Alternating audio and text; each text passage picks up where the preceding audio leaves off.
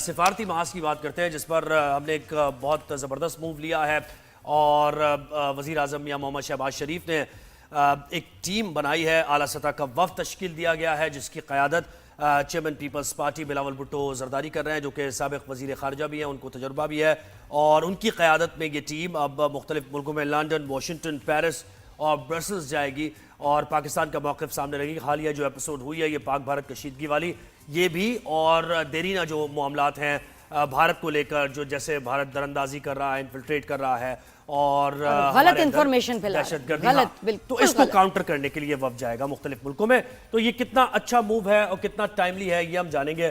ہمارے ساتھ senior expert Hamid Khan المشرقی صاحب نے جوائن کیا ہے۔ حامد صاحب بہت شکریہ، آپ نے ہمیں وقت دیا۔ سر مجھے بتائیں کہ کتنا ضروری تھا، کیونکہ دیکھیں نا ہماری فوج نے تو اپنی جنگ لڑ لی ہے، سفارتی محاذ پر ہمیں مزید جا کر میٹنگز ہوگی، ملاقاتیں ہوں گی، لوگوں تک ہمارا نریٹو جائے گا، موقف جائے گا، ذرا بتائیے اس بارے میں۔ بہت اچھی بات ہے۔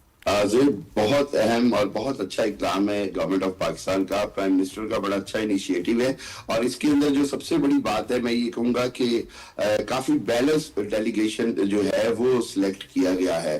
اس میں خرم دستگیر ہو گئے، ہنا ربانی کھر ہوگی اور اس کے بعد مصدق ملک ہیں اور اس کے بعد سب سے اہم بات یہ کہ اس میں جو سربراہی ہے وہ خود بلاول بھٹو کر رہے ہیں۔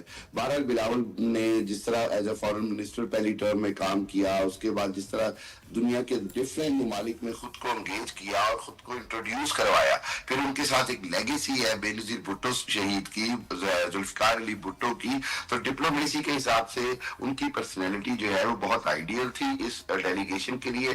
اور سب سے بڑی بات یہ جیسے ابھی آپ نے بھی کہا کہ ہم نے میدان جنگ میں بہت بڑی الحمدللہ کامیابی حاصل کی، ہم نے میڈیا کے میدان میں بھی ان کو چت کر دیا ہے، ان کو ہرایا ہے اور اس کے بعد رہ گیا ڈپلومیسی جس کے اوپر بھارت بہت غرور کرتا ہے، مان کرتا ہے۔ اس کا طریقہ یہ تھا کہ ہم خود ریچ آؤٹ کریں باقی دنیا کو، ہم خود دنیا تک پہنچے اور دنیا کو بھارت کا اصل چہرہ دکھائیں۔ ان کا ابھی دیکھیے سب سے بڑا مسئلہ جو آ رہا ہے وہ انڈس واٹر ٹریٹی یعنی سندھ طاس معاہدے کا ہے جو پاکستان کا پانی روکا گیا ہے۔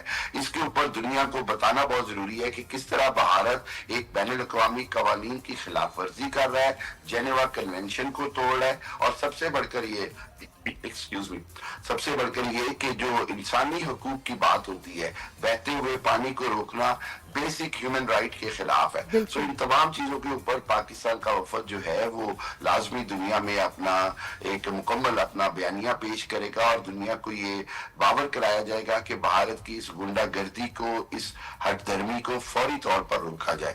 ابھی موجودہ صورتحال میں بھارت بہت بیک فٹ پہ نظر آ رہا ہے اور مودی سرکار جو ہے وہ اندرونی طور پر بھی بہت تنقید کا نشانہ ہے اور آپ نے دیکھا کہ کانگریس نے کل جو ہے وہ بہت بڑا احتجاج کیا کہ جنگ کیوں روکی گئی اور جنگ میں دھکیلا کیوں گیا، بلکہ وہاں پر پریزیڈنٹ ٹرمپ کا پتلا بھی جلایا گیا ہے۔ یعنی اس سے اندازہ ہوا کہ انڈیا جو ہے وہ کسی کا دوست نہیں ہے جب ان کے اپنے مفادات کی بات آتی ہے اور یہ ایک لیسن ہے ان قوموں کے لیے جو اس طرح کے انتہا پسندوں کو سپورٹ کرتے ہیں۔ امریکہ نے سب سے زیادہ بھارت کو پچھلے 10 سال میں پاکستان کے مقابلے میں فوقیت دے کر سپورٹ کیا اور آج ٹرمپ کے پتلے جلائے جا رہے ہیں۔ حامد صاحب یہ بتائیے گا کہ یہ جو جب یہ انٹرنیشنل میڈیا میں ڈیلیگیشن جائے گا تو کیا ان کے انٹرویوز بھی ہوں گے، کس سے یہ ملیں گے، کیا پلان ہوتا ہے، کہاں یہ اپنی آواز اٹھائیں گے؟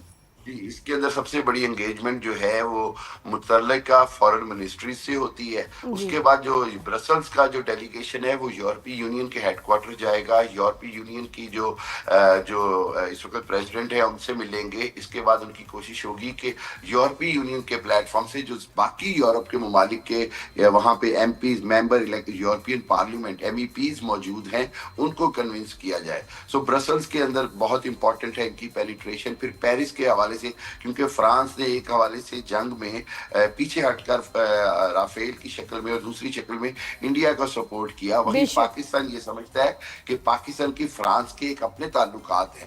پاکستان نے بھی فرانس سے ماضی میں آپ دوزیں خریدی، پاکستان نے بھی فرانس سے اسلحہ خریدا۔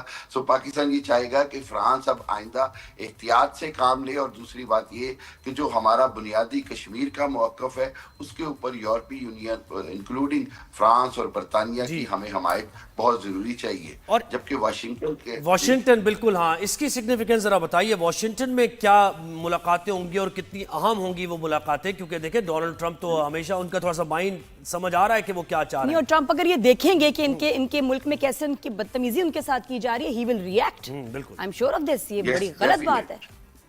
ہاں ڈیفینیٹلی نادیہ دیکھیے بات یہ ہے کہ ٹرمپ نے جو جنگ بندی کرائی اس نے بھارت کی فیس سیونگ کرائی. اس نے بھارت کو مزید ذلت اور شرمندگی سے بچایا اور اس کے جواب میں اگر اس کے پتلے جلائے جا رہے ہیں تو اس کا مطلب یہ ہوا کہ ٹرمپ کو اور اس کی انتظامیہ کو سمجھنا ہوگا, کھل کے بات کرنی ہوگی کہ یہ جنگ بندی بھارت کی شکست کو مزید ذلت سے بچنے کے لیے کی گئی. اور دوسری بات یہ کہ آپ نے دیکھا کہ ٹرمپ نے جو مشرق وسطیٰ کا دورہ کیا اس میں انہوں نے بار بار بھارت اور پاکستان کی جنگ بندی کو ایک کامیابی قرار دیا اور بتایا کہ لاکھوں جانیں جا سکتی تھی. اس ساری صورتحال میں انہوں نے جہاں بھارت کے میں کاروبار کو کرنا رسک قرار دیا اور بہت ساری باتیں کی اور بہت ہائی ٹیرف یہ لگاتے تھے یو ایس پہ. انہوں نے سنا کہ اپنا ٹیرف ہی ٹیکس ہی ختم کر دیا ہے کہ جی ہمارے سے ٹریڈ کرتے. اچھا ایک طرف دکھاتے ہیں کہ ہمیں کوئی فرق نہیں پڑتا ٹرمپ جو مرضی کے اور دوسری طرف ان کے گھٹنوں میں بیٹھے ہوئے ٹیکس. اگر آپ کو اتنے برے لگتے تھے ان کا سیز فائر برا لگ رہا تھا تو ٹیرف کیوں ختم کیا, ٹیکس کیوں ختم کیا؟ بالکل 100% عجیب بات ہے. یہی بات ہے بالکل 100% ایسے ہی ہے.